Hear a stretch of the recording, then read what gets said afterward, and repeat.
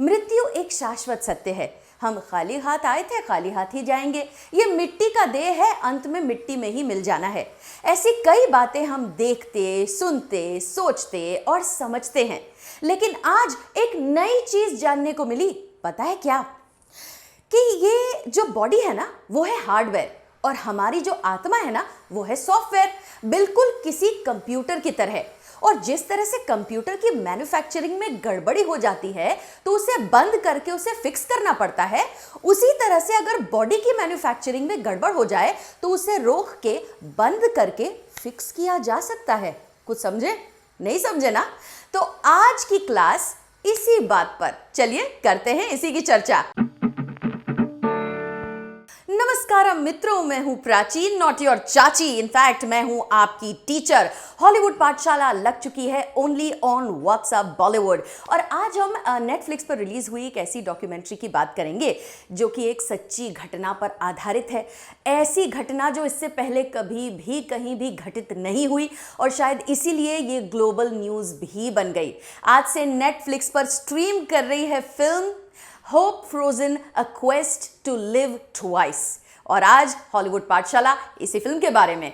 इस फिल्म में एक आइडिया बताई गई है जो इस कहानी से काफी क्लियर हो जाती है। एक बार एक साइंटिस्ट जब वो बहुत छोटा था तो उसने और उसकी फैमिली ने रियलाइज किया कि उनके घर में जो फिश टैंक है उसकी ऑक्सीजन मशीन पूरी तरह से रात से बंद पड़ी है। माँ ने ये डिसाइड किया कि बच्चों को आज स्कूल नहीं भेजेंगे, आज पूरा परिवार मिलकर मछलियों को बचाने का काम करेगा।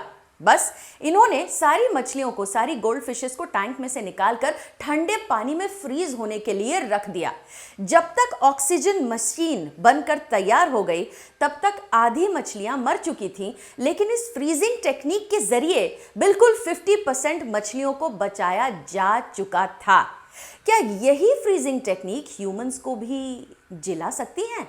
ये डॉक्यूमेंट्री इसी फ्रीजिंग टेक्निक पर आधारित है, जहां पर ये कहानी है डॉक्टर साहट्रॉन की और उनकी वाइफ और उनकी फैमिली, जिसमें है उनका बड़ा बेटा मैट्रिक्स और उनकी 2 साल की छोटी बेटी आइंस।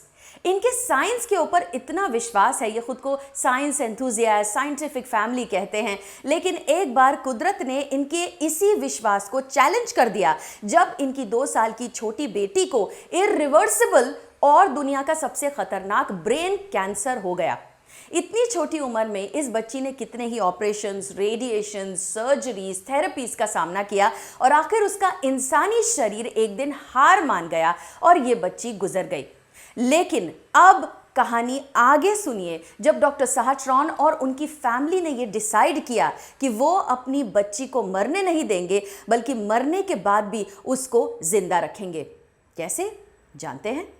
क्रायोनिक्स एक ऐसा न्यू एज साइंटिफिक प्रोसेस जिससे मरने के बाद भी इंसान के शरीर को पूरी तरह से प्रिजर्व कर लिया जाता है।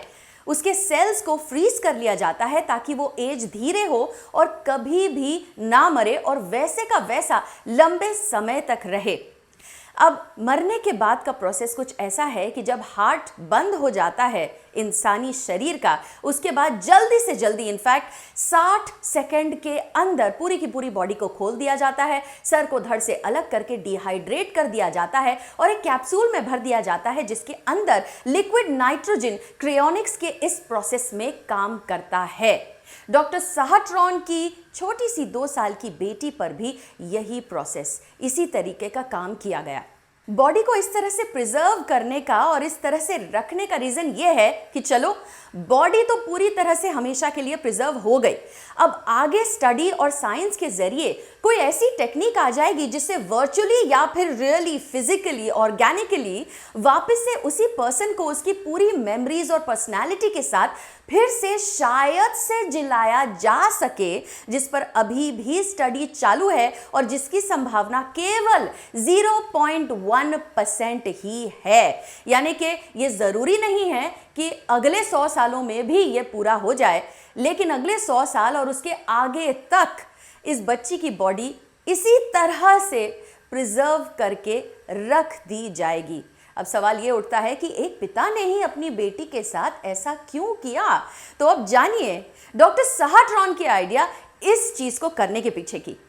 आइंस पूरे एशिया में पहली और पूरे वर्ल्ड में सबसे छोटी मानव शरीर है जिसको इस तरीके से फ्रीज करके प्रिजर्व किया गया है।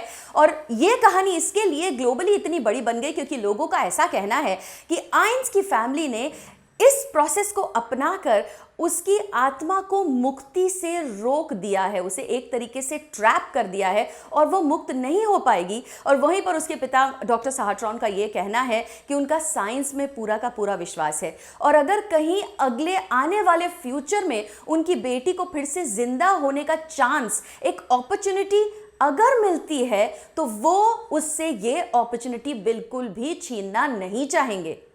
आइंस की मृत्यु के ठीक बाद उसके शरीर को घर ले आया गया, उसका संस्कार किया गया, प्रेयर्स की गई, उसके आत्मा की शांति, उसके शरीर की शांति मांगी गई और खूब रोया गया। प्रीस्ट को भी बुलाया गया जिन्होंने उसे आशीर्वाद दिया और उसके बाद ये क्रायोनिक्स प्रोसेस के जरिए कैप्सूल में भरकर उसकी बॉडी को अमेरिका भेज दिया गया, जहां पर उसकी फेवरेट फ्रॉक, उसके खिलौने, माँ बाप का बना वो वीडियो जहां पर वो ये पूरा प्रोसेस बेटी को बता रहे हैं ताकि कुछ सालों बाद 100, 200, 500 जब भी ये स्टडी पूरी होती है, जब वो वापस जीवित हो अपनी पर्सनैलिटी और मेमोरी के साथ में होपफुली, तो वो जागते ही अपनी इन चीज़ों को देखे और अपने माँ बाप के वीडियो को देखे जो अगर ये कामयाब रहा तो जीवित नहीं रहेंगे। तब साइंस वर्सेस नेचर की इस जंग में फिलहाल नेचर का हाथ ऊंचा है। साइंस अब भी बहुत ज़्यादा स्टडी और काम कर रहा है और इस कहानी में देखते ही देखते एक और मिरेकल हुआ।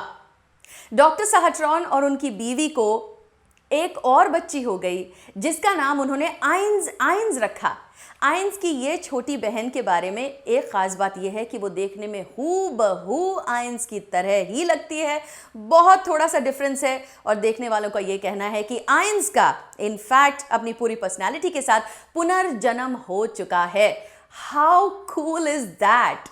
ये डॉक्यूमेंट्री साइंस के ऊपर जितना आपका भरोसा दृढ़ कर देती है उतना ही नेचर और डिविनिटी के ऊपर भी आपका भरोसा बिल्कुल ज़्यादा स्ट्रॉन्ग कर देगी। काफ़ी अलग, काफ़ी हटके है ये साइंटिफिक फैमिली और ये नेटफ्लिक्स की documentary hope frozen a quest to live twice. Well, ये था मेरी हॉलीवुड पाठशाला में पूरी की पूरी पिक्चर आपके लिए, क्योंकि ये बहुत ही ज़्यादा जटिल तरीके का ये जो है टॉपिक है। तो आई एम श्योर आप लोगों ने ये फिल्म देखने के पहले या डॉक्यूमेंट्री देखने के पहले अगर आप ये वीडियो देख रहे हैं तो आई होप ये वीडियो आपकी मदद ज़रूर करेगा। और अगर आप ये फिल्म बिल्कुल भी देखने का प्रोग्राम नहीं बना रहे हैं तो आप सिर्फ ये वीडियो देख लीजिए, आपको कुछ और देखने की ज़रूरत है ही नहीं।